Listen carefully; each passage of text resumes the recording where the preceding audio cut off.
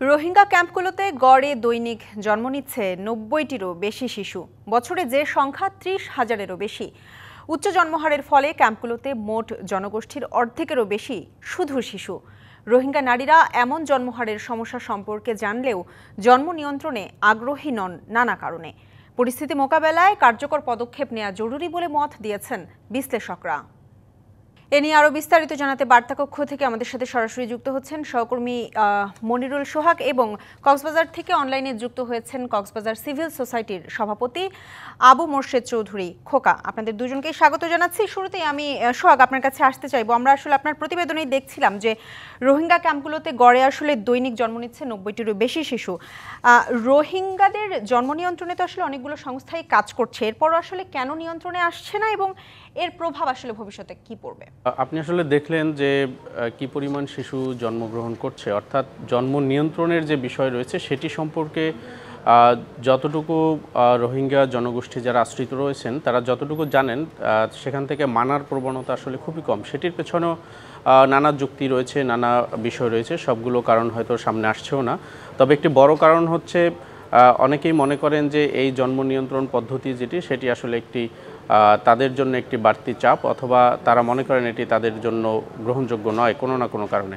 আরেকটি বড় ব্যাপার, অনেকেই মনে করেন যে তাদের জনসংখ্যা বা সন্তানের সংখ্যা যদি বেশি হয় সেক্ষেত্রে তারা পারিবারিকভাবে স্বয়ংসম্পূর্ণ হওয়ার সুযোগ তৈরি হবে, কর্মক্ষেত্রে বা কোনো না কোনোভাবে যদি কোনো কাজে কেউ ঢুকতে পারে, অথবা যদি যে সহায়তা পায় সেই সহায়তার সংখ্যাও সহায়তার পরিমাণও আসলে বাড়বে, এরকম মনোভাবও কিন্তু আমরা দেখেছি। যে যারা কাজ করছে জন্ম নিয়ন্ত্রণের বিষয়ে তারা আসলে তাদের জায়গা থেকে যে চেষ্টা সচেতন করা সেই জায়গাটিতে তারা কাজ করছে, তবে সেটি আসলে পরিমিত কিনা, সেখানে আরও এ ধরনের কার্যক্রম বাড়ানো দরকার কিনা সেটি এখন প্রশ্নের বিষয়। আর সবচেয়ে বড় ব্যাপার আসলে যে শিশুরা বেড়ে উঠছে রোহিঙ্গা ক্যাম্পগুলোতে, ভবিষ্যতে আসলে সবচেয়ে বড় জটিলতা তৈরি হবে যখন যদি কোনোভাবেই রোহিঙ্গাদের প্রত্যাবাসনের বিষয়টি সামনে আসে বা সেটি সফল হয়, সেক্ষেত্রে আসলে এই ক্যাম্পগুলোতে যে শিশুদের জন্ম হয়েছে তাদেরকে মিয়ানমার আসলে কিভাবে গ্রহণ করবে বা আদৌ করবে কিনা, এই বিষয়টি নিয়ে একটি বড় জটিলতা কিন্তু তৈরি হবে সামনে। সেটি কিন্তু বিশ্লেষক বা যারা এটি নিয়ে কাজ করছেন তারা এটি বলছেন। এবং রোহিঙ্গা শিশুদের একটি বড় অংশ কিন্তু নানা ধরনের অপরাধে জড়িয়ে পড়ছে, সুতরাং তাদের নিয়ন্ত্রণ বা ব্যবস্থাপনার মধ্যে আনাটা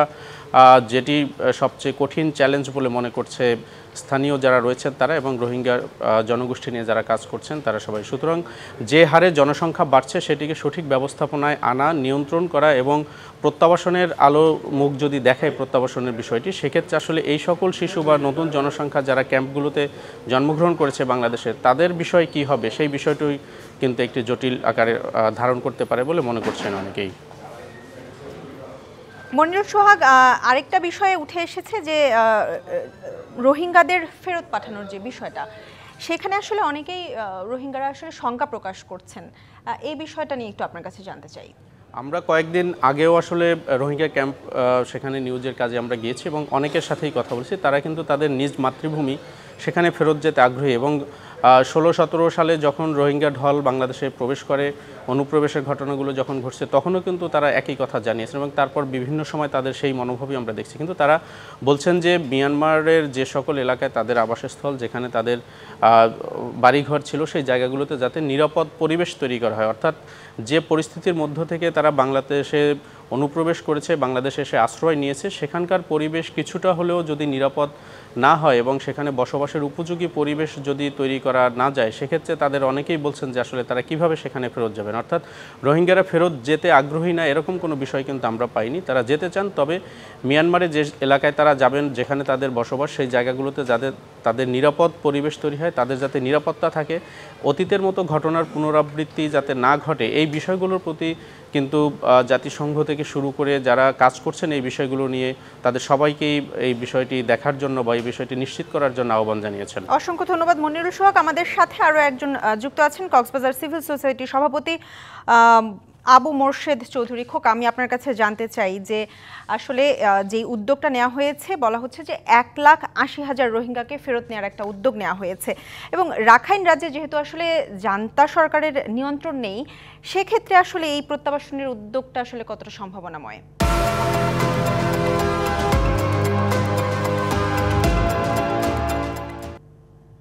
ধন্যবাদ আপনাকে। আমাকে কি শুনতে পাচ্ছেন? জি, আমি আপনাকে পরিষ্কার শুনতে পাচ্ছি। আচ্ছা, যেটা হচ্ছে আমাদের এটা একটা আমাদের দীর্ঘ 7 বছর প্রায় একটা আশার আলোর সৃষ্টি হয়েছে, এটা আমি প্রথমে বলবো। কারণ আমরা গত 18 সাল থেকে 20 সাল পর্যন্ত অনেক চেষ্টা হয়েছে যে এখানে 6 ধাপে নিয়ে যাওয়ার কথা ছিল, কিন্তু এটা ফলপ্রসূ কোনো আমরা রেজাল্ট পাইনি। তারপরেও এবার যেটা হচ্ছে বিমস্টেক সম্মেলনে যেটা দেখলাম, উচ্চ পর্যায়ে উপপ্রধানমন্ত্রী এবং পররাষ্ট্রমন্ত্রীর সাথে আমাদের ডক্টর খলিলুর রহমানের সাথে একটা কথা হয়েছে, এটা আমরা আবার মিডিয়াতেও দেখলাম। সুতরাং আমার কথা হচ্ছে এটা ভালো একটা উদ্যোগ মনে করে। আর যেটা চ্যালেঞ্জ, যেটা ইতিমধ্যে সোহাগ ভাই বলেছে যে ওখানে রাখাইন স্টেটে তো আরাকান আর্মিদের দখলে, ওরা যাবে কোথায়? এটা এমন নয় যে রোহিঙ্গারা যেতে চাচ্ছে না, ওরা সবসময় যাওয়ার জন্য, নিজ মাতৃভূমিতে ফেরত যাওয়ার জন্য ওরা আগ্রহী। কিন্তু বিষয়টা হচ্ছে এখন জান্তা সরকার বা মায়ানমার সরকার ওদেরকে কোথায় অ্যাকোমোডেট করবে, এই জিনিসটা আমরা পরিষ্কার না।